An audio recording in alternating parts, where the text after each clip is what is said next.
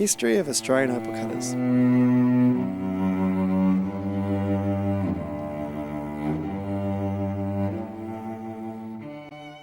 1967, grandfather Jack Blakelock and Graham Blakelock teamed up wholesaling jewellery. In 1982, Graham registered Australian Opal Cutters.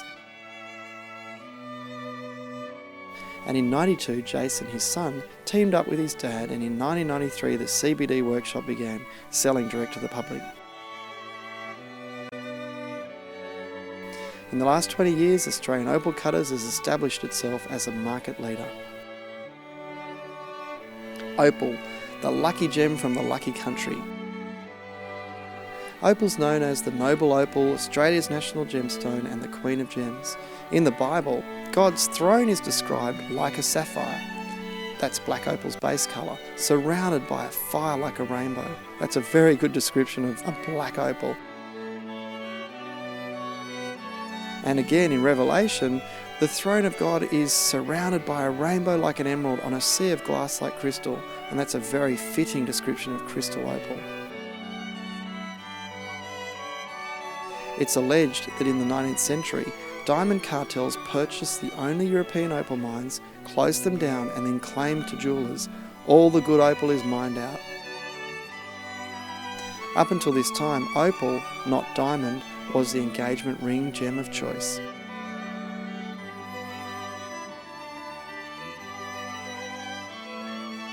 It's also alleged that diamond cartels started a bad luck story about opal by commissioning a book by Sir Walter Scott called Anne of Geierstein.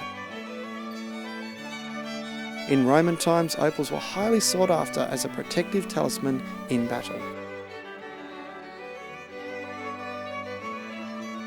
Capturing a rainbow. An opal functions just like a rainbow, splitting white light into the colours of the spectrum.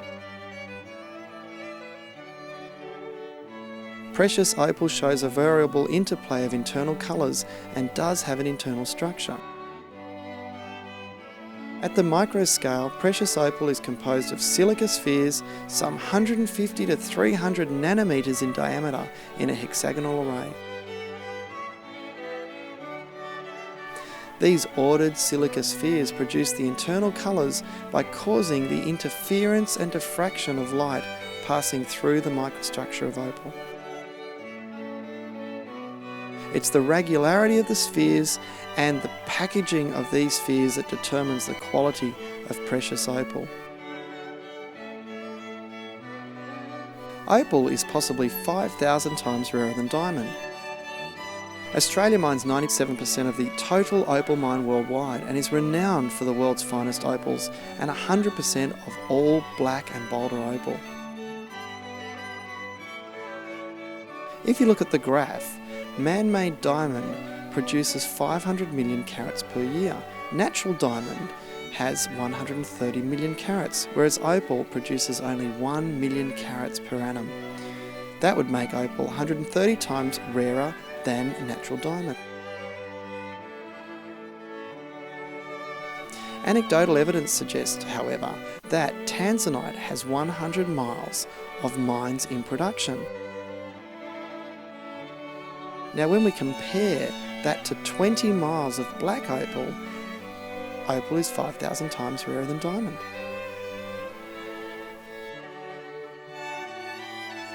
Let's look at the types of opal.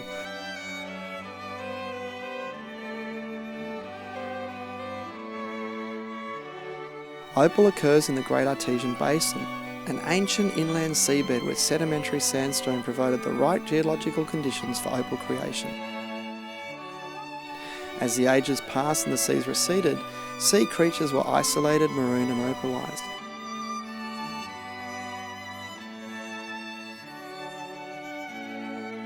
Eventually the area dried out completely as now dry desert country. In time, groundwaters holding the silica solution also evaporated, and in a very few spots they left behind the phenomenon known as opal.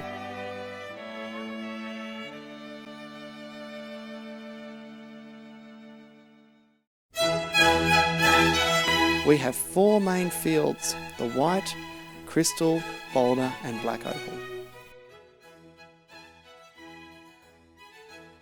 White opal is the most frequently purchased form of opal. It comes from Cooper Pedy, South Australia, and most of the opal mined in Australia is the white.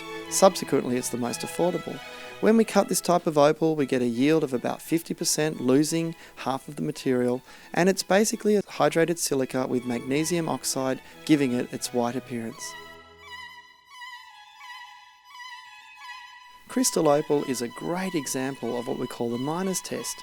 Take a piece of crystal opal and hold it under the table in the semi-dark, and you'll see how the colour fires up, and if it's got gem colour, it will fire up beautifully. With crystal opal, we get what's called a 50% yield, which means when we cut a piece of rough opal, we get 50% in colour and we'll lose about 50% in the process. It's a pure hydrated silica, so it doesn't have any oxides giving it any different colours. That's why it's called pure. The often skin-to-skin colour makes it a highly desirable form of opal. Boulder opal is arguably the rarest form of opal. It forms in the cracks and crevices of the ironstone.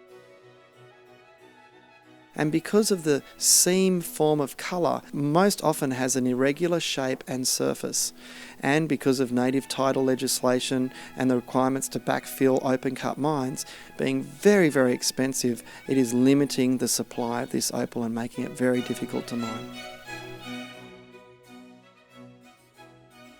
Black opal is the most valuable and popular of all opals.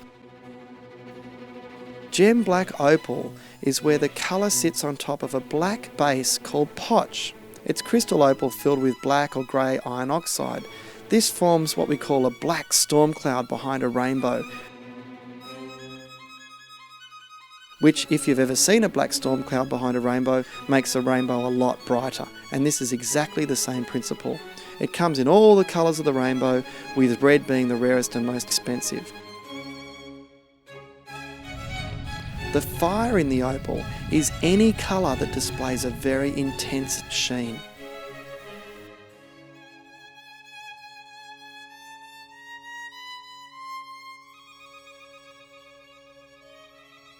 Doublets and triplets.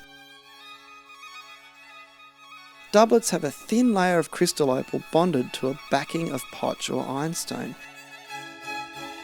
And this kicks up the colour of the opal, but it is a thin layer, but it is natural opal. Triplets are exactly the same thing with a quartz crystal cap on top, which acts as a lens to magnify and enhance the colour of the opal.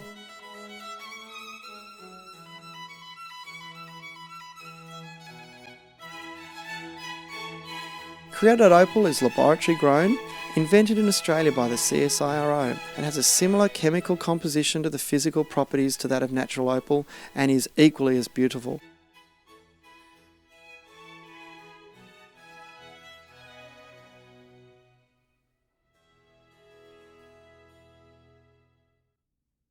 Gilson opal is a fine synthetic, laboratory grown and patented process, and if we show you some Gilson opal, we will let you know that it's by Pierre Gilson. Our bargain barrel has a fabulous range of created opals from $30.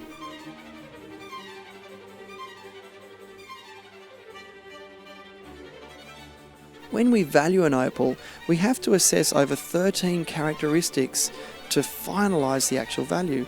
The main three are the colour, best when multidirectional, the pattern, where we're looking for large blocks of colour, and the fire.